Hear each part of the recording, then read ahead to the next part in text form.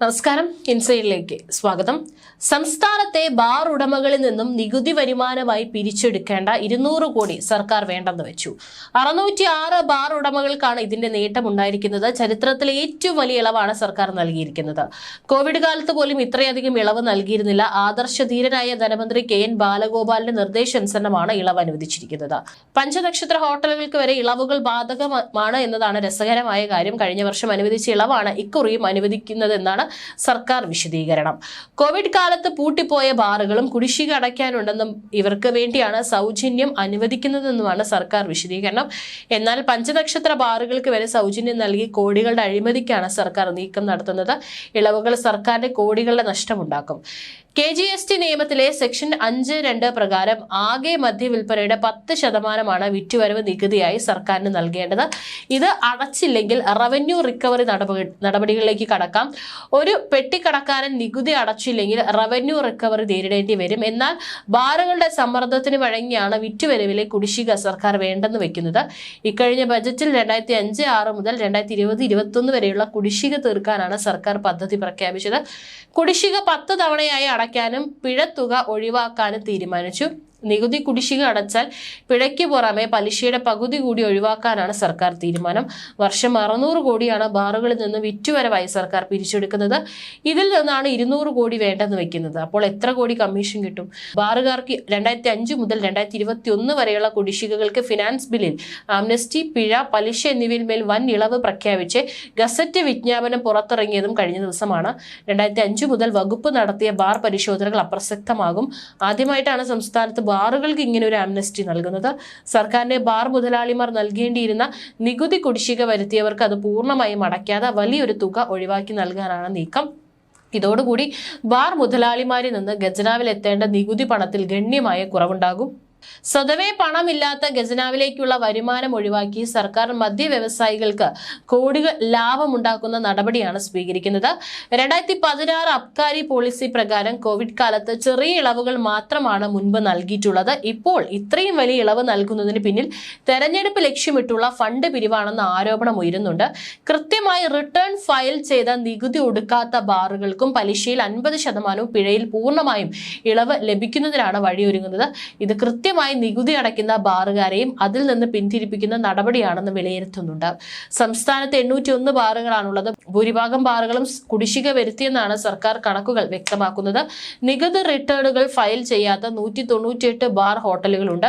പിണറായി വിജയൻ സർക്കാരിന്റെ കാലത്ത് ഇതുവരെ 300-ലധികം പുതിയ ബാർ ലൈസൻസുകളാണ് അനുവദിച്ചത്. 475 ബിയർ ആൻഡ് വൈൻ പാർലറുകൾക്കും ബാർ ലൈസൻസ് പുതുക്കി നൽകി. ഇതോടെ ബാറുകളുടെ എണ്ണം 801 എന്ന റെക്കോർഡ് നമ്പറിലെത്തി. ബാർ ഹോട്ടലുകൾ വരുമാനത്തിൽ നിന്ന് സർക്കാരിന് നൽകേണ്ട ടേൺ ഓവർ ടാക്സിൽ കുടിശ്ശിക വരുത്തിയതിനാൽ മദ്യം നൽകുന്നത് നിർത്തണമെന്ന് ചരക്ക് സേവന നികുതി വകുപ്പ് 2023 സെപ്റ്റംബർ 27 ബെവറേജസ് കോർപ്പറേഷന് കത്ത് നൽകിയിരുന്നു. കത്തിനെതിരെ ചില ഹോട്ടലുകൾ ഹൈക്കോടതിയെ സമീപിച്ചു. കത്തിൽ തുടർ നടപടികൾ സ്വീകരിക്കേണ്ടെന്നും ചില കേസുകളിൽ ചരക്ക് സേവന നികുതി വകുപ്പിന്റെ നിർദ്ദേശമനുസരിച്ച് തീരുമാനം എടുക്കാമെന്നും ഹൈക്കോടതി നിർദ്ദേശിച്ചു. ബാർ ഹോട്ടലുകൾക്ക് മദ്യം നൽകാതിരിക്കുന്നത് സർക്കാരിന് നികുതി നഷ്ടമാകുമെന്നും കാട്ടി ബിവറേജസ് കോർപ്പറേഷൻ MD നികുതി വകുപ്പിന് 2023 ഒക്ടോബറിൽ കത്ത് നൽകി.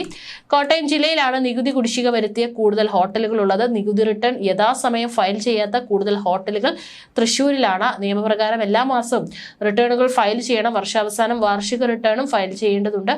വീഴ്ച വരുത്തിയ ഹോട്ടലുകൾക്കെതിരെ നടപടി ആരംഭിച്ചതായി അധികൃതർ പറഞ്ഞു. മദ്യവിൽപ്പനയുടെ 10% നിലവിലെ നികുതി. ഇത് ഉപഭോക്താക്കളിൽ നിന്ന് ഈടാക്കേണ്ടതില്ല. പകരം ബാർ ഉടമകൾ തന്നെ സർക്കാരിന് നൽകണം. നികുതി വകുപ്പ് ഉദ്യോഗസ്ഥർ ബാറുകളിലെത്തി രേഖകൾ പരിശോധിച്ച് വിൽപ്പന കണക്കാക്കി സമർപ്പിച്ച റിട്ടേണുകൾ ഒത്തുനോക്കി ടേൺ ഓവർ നികുതി നിശ്ചയിക്കണമെന്നാണ് ചട്ടം. റിട്ടേണിൽ തട്ടിപ്പ് കണ്ടെത്തിയാൽ പിഴ ചുമത്തണം. 2017 മുതൽ ഇത്തരം പരിശോധനകൾ നടക്കുന്നില്ല. ഒന്നാം പിണറായി സർക്കാർ അധികാരത്തിലെത്തിയ ശേഷമാണ് പരിശോധന നിലച്ചത്. മദ്യവിൽപ്പനയും ലാഭവും സംബന്ധിച്ച് ബാർ ഉടമകൾ സമർപ്പിക്കുന്ന റിപ്പോർട്ടാണ് സർക്കാർ ആശ്രയിക്കുന്നത്. ബാർ ഉടമകൾ നഷ്ടമെന്ന് പറഞ്ഞാൽ സർക്കാരിന് നഷ്ടം തന്നെ. കാരണം കോടികൾ മറിയും.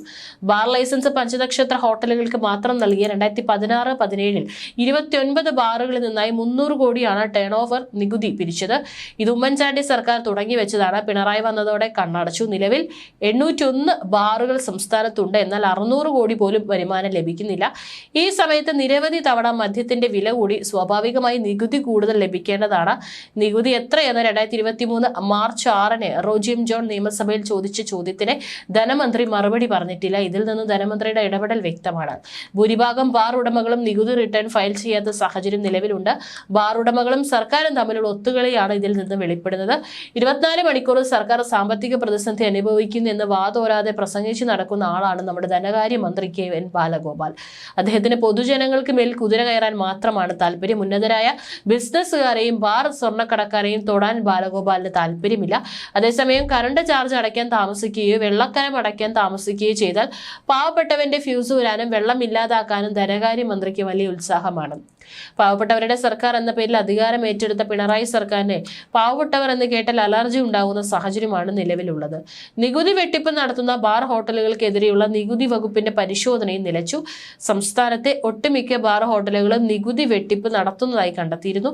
2017 ഒടുവിൽ പരിശോധന നടന്നത്. ഇതിന്റെ അടിസ്ഥാനത്തിൽ 64 സ്റ്റാർ ഹോട്ടലുകളിലാണ് സംസ്ഥാന വ്യാപകമായി നികുതി വകുപ്പ് പരിശോധന നടത്തിയത്. സർക്കാരിന്റെ അറിവോ സമ്മതമോ ഇല്ലാതെ നടന്ന റെയ്ഡിന്റെ ആയുസ് ഒരു ദിവസം മാത്രമായിരുന്നു. നികുതി വരുമാനം കുത്തനെ ഇടിയുന്നു. ധനമന്ത്രിയുടെ ശ്രദ്ധ കുറവാണ് പ്രധാന കാരണം. നികുതി വെട്ടിപ്പ് തടയാൻ ഫലപ്രദമായ നടപടികൾ ധനമന്ത്രി സ്വീകരിച്ചാൽ തന്നെ അതിൽ പാർട്ടിയുടെ വെട്ടുവരും. ഒരു സ്ഥാപനങ്ങളും സമാധാനത്തോടെ റെയ്ഡ് ചെയ്യാൻ കഴിയാത്ത സാഹചര്യമുണ്ട്. സ്ഥാപന ഉടമകൾക്ക് പാർട്ടിയുമായി ബന്ധമുണ്ടോ എന്ന് പരിശോധിക്കാതിരുന്നാൽ നികുതി വകുപ്പിനെ പൂട്ടുവീഴും. ഇതിന്റെ പേരിൽ നികുതി സെക്രട്ടറിയും സർക്കാരും തമ്മിൽ പലവട്ടം ഇടയുകയും ചെയ്യും. GST വന്നതിന് ശേഷം നികുതി വെട്ടിപ്പ് വ്യാപകമാണെന്ന് ബോധ്യപ്പെട്ടതിന്റെ അടിസ്ഥാനത്തിലാണ് സംസ്ഥാന ചരക്ക് സേവന നികുതി വകുപ്പിന്റെ ഇന്റലിജൻസ് വിഭാഗം വ്യാപകമായ പരിശോധനകൾ 2017 നടത്തിയത്. GSTയിൽ റിട്ടേണുകൾ ഫയൽ ചെയ്യുകയോ നികുതി അടയ്ക്കുകയോ ചെയ്തിരുന്ന 58 സ്ഥാപനങ്ങളിൽ ജൂണിൽ പരിശോധന നടത്തിയിരുന്നു. റെയിൽവേ പാഴ്സൽ ഓഫീസുകൾ കേന്ദ്രീകരിച്ചും പരിശോധന നടത്തി. വേബിൽ ഇല്ലാതെയും രേഖകളിൽ പറഞ്ഞിരിക്കുന്നതിൽ കൂടുതൽ ചരക്ക് കടത്തുകയും ചെയ്തവരിൽ നിന്നും നികുതിയും പിഴയും ഈടാക്കുകയും ചെയ്തും അപ്പോഴൊന്നും പുകിലുണ്ടായില്ല. GST നിലവിൽ വന്നതിന് ശേഷം സംസ്ഥാനത്തിന് ലഭിക്കുന്ന നികുതിയിൽ പ്രതീക്ഷിച്ച നികുതി വർധനവ് ഉണ്ടാവാത്ത സാഹചര്യത്തിലാണ് സംസ്ഥാന ചരക്ക് സേവന നികുതി വകുപ്പിലെ ഇന്റലിജൻസ് വിഭാഗം നികുതി വെട്ടിപ്പുകാർക്കെതിരെ ശക്തമായ നടപടി സ്വീകരിക്കാൻ തീരുമാനിച്ചത്. നികുതി വകുപ്പ് മേധാവിയുടെ നിർദ്ദേശത്തിന്റെ അടിസ്ഥാനത്തിലാണ് പരിശോധന നടന്നത്. സാധാരണഗതിയിൽ ഇത്തരം പരിശോധനകളൊന്നും ധനമന്ത്രി അറിയാറില്ല. VS സർക്കാരിന്റെ കാലത്ത് തോമസ് ഐസക് നികുതി വെട്ടിപ്പ് പരിശോധനകൾ വ്യാപകമായി നടത്തിയിരുന്നു. ഇതിന്റെ പേരിലാണ് ഐസക് മികച്ച ധനമന്ത്രിയായി തിളങ്ങിയത്. VSന്റെ അകമഴിഞ്ഞ പിന്തുണയും ഐസക്കിനുണ്ടായിരുന്നു. എന്നാൽ പിണറായി അധികാരത്തിൽ വന്നതോടെ ഐസക് തീർത്തും ഒറ്റപ്പെട്ടു. സാമ്പത്തിക പ്രതിസന്ധിയുടെ ഭാഗമായി ട്രഷറികൾ പൂട്ടുന്നില്ലെന്ന് മാത്രമേ ഉള്ളൂ.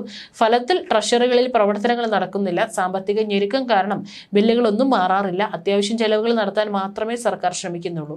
PF ബില്ലുകൾ പോലും മാറുന്നില്ല. നികുതി വരുമാനം കുത്തനെ ഇടിഞ്ഞ വിവരം മുഖ്യമന്ത്രിക്ക് അറിയാം. എന്നാൽ ഒരു വർഷം മാത്രമുള്ള ഭരണത്തിൽ ആരെയും പിടക്കാൻ പിണറായി തയ്യാറല്ല. പാർട്ടിയുടെ വരുമാന സ്രോതസ് ഇല്ലാതാക്കാനും സർക്കാർ ആലോചിക്കുന്നില്ല. സംഭാവന നൽകുന്നവരെ പിണക്കിയാൽ CPM ഭരിക്കുന്ന ഏക ഇന്ത്യൻ സംസ്ഥാനം ഭിക്ഷച്ചട്ടി എടുക്കും. ബാർ ഹോട്ടൽ കൊമ്പന്മാർക്കെതിരെയുള്ള നടപടികൾ നിർത്തിവെച്ചത് ഇതുകൊണ്ടാണ്. കേരളീയവും നവകേരള സദസ്സും വന്നതോടെയാണ് വെട്ടിപ്പ് തകൃതിയായത്. ലോക്സഭാ തെരഞ്ഞെടുപ്പിന് മുമ്പ് CPM നേരിട്ട് ബാർ ഉടമകൾക്ക് കോട്ട നിശ്ചയിച്ചു നൽകിയിരുന്നുവെന്ന് കോൺഗ്രസ് നേതാവ് CPMന്റെ മുൻ സഹയാത്രികനുമായ ചെറിയൻ ഫിലിപ്പ് വെളിപ്പെടുത്തിയിരുന്നു. തെരഞ്ഞെടുപ്പിന് ശേഷം അനുകൂലമായ തീരുമാനം ഉണ്ടാകുമെന്ന് ഉറപ്പുകൊടുത്താണ് ഈ പിരിവ് നടന്നത്. നവകേരള സദസ്സ് നടന്നപ്പോൾ തന്നെ സർക്കാർ ഉദ്യോഗസ്ഥർ ബാർ ഉടമകളിൽ നിന്ന് പണം പിരിച്ചിരുന്നു. കൊടുത്തവർ തുക പുറത്ത് വെളിപ്പെടുത്തിയിട്ടില്ല. നിർബന്ധിത പിരിവ് നടത്തിയപ്പോൾ പലരും എന്നോട് ഇക്കാര്യം പറഞ്ഞിരുന്നു. ഭീഷണിപ്പെടുത്തിയാണ് പണം വാങ്ങിയത്. ലോക്സഭാ തെരഞ്ഞെടുപ്പിന് മുൻപ് CPM നേരിട്ട് ബാർ ഉടമകൾക്ക് കോട്ട നിശ്ചയിച്ച് നൽകിയിരുന്നു. ബാർ ഉടമകൾക്ക് പുറമെ ബാർ കിട്ടാൻ സാധ്യതയുള്ളവരിൽ നിന്നും തെരഞ്ഞെടുപ്പിന് വേണ്ടി പണം പിരിച്ചു. അനുകൂലമായ തീരുമാനം ഉണ്ടാകുമെന്ന് ഉറപ്പുകൊടുത്താണ് ഈ പിരിവ് നടന്നത്. ഇനി നിയമസഭാ തെരഞ്ഞെടുപ്പിന്റെ കാലമാണ്, അഥവാ പിരിവിന്റെ സുവർണകാലം.